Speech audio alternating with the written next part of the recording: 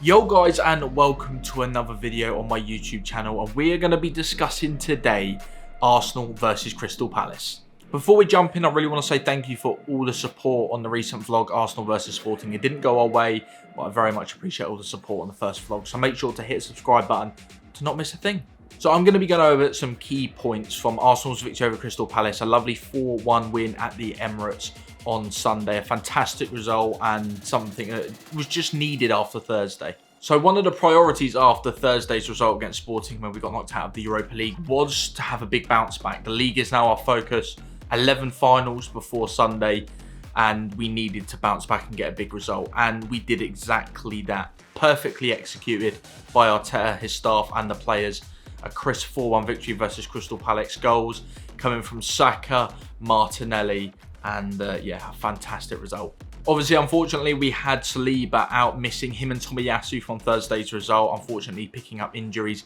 Tomiyasu's obviously being the more serious, and we're waiting to hear back on Saliba's. Hopefully he'll be back after the international break. But big Rob Holding stepped in on Thursday, and I thought he performed quite well, actually, to be fair, considering someone that's got very limited minutes this season and wasn't expected to be super sharp, but he came in on Thursday, he did his part, and against Crystal Palace, I thought he was superb, actually. I think he really stepped up into the role, and in Saliba's place, I thought he did perfectly well.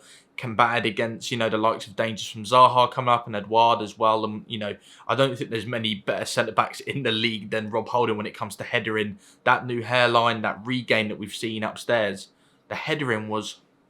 And someone who I think's been, a bit under par lately, Ben White, maybe just from tiredness from playing so many minutes, but I thought he was superb as well. His link-up play down the right, his overlapping with Saka was absolutely fantastic.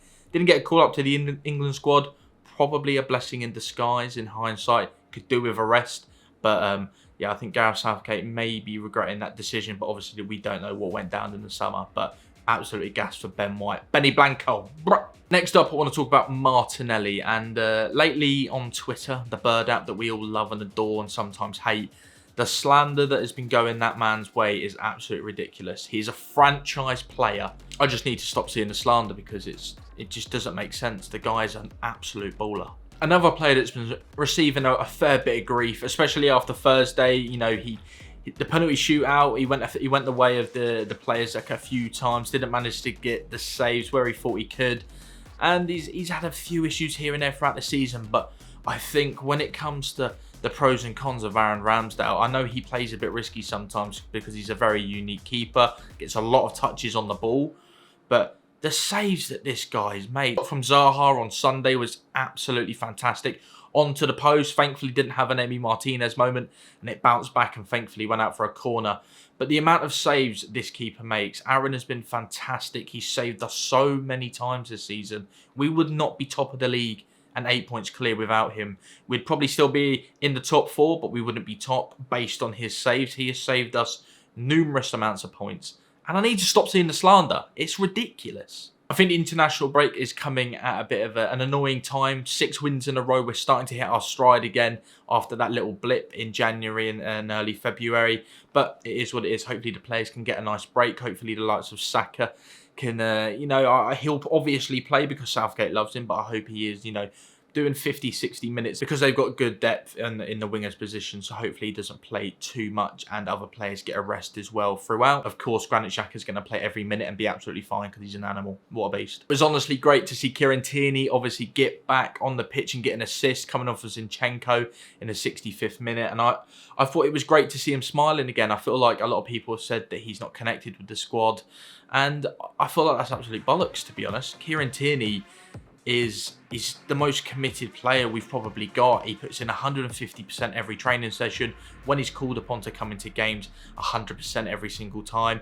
And you can see the smile on his face getting that assist for Saka. He was so happy. I do feel like we will lose him in the summer, but that's something that we've just got to deal with. He is an elite level left back. Doesn't currently suit the way we like to play. We've tried him with that inverted fullback role, but it just doesn't suit him. He is so good at that overlap, that bolting down the left past the winger, and that's just not us at the moment. But we'll see what happens in the summer. He might choose to fight for his position, or he might choose to just be like, I want to be a part of this. We've won the Premier League. I could be winning the Champions League in the next couple of years. Just stay where I am. Let's see what happens in the summer. But overall, a fantastic result, the bounce back that we needed. I could go on about so many players in this squad: Gabriel, Partey, Xhaka, everyone. It was great to see Jesus back getting some minutes as well, and I think he'll be starting after the international break. I assume he'll probably get maybe a full game with the under-21s in the international break as well. I'm not sure if first team and obviously under-21s internationals line up, or if they're at different times. But yeah, we're in a really good spot. Obviously, we've got Leeds coming on April 1st when we get back from the international break. Hopefully, we come back with no injuries and we're ready to go and continue. We've got 10 finals remaining. Big games against the likes of Newcastle, City, Chelsea as standout opponents that are coming up. 6 points minimum from them, hopefully. And, God, it's a stressful time to be an Arsenal fan, but I don't think it's ever been a better time. We're 8 points clear. 6 wins in a row. We're looking fantastic. Arteta is absolutely getting the best out of these players. And we've got the youngest squad in the Premier League at the moment in terms of starting 11, along with like the likes of Southampton and stuff like that. So, yeah, Martin Odegaard, I don't need to say any more on him either. What a player. But let me know your thoughts on how Arsenal do at the moment. Of course, the game versus Crystal Palace on the weekend. International break is here, so it's a bit of a lull time. And hopefully we can come back and get the ball rolling. But thank you very much for watching, guys. Let me know your thoughts in the comment section below. And I'll see you guys in the next video.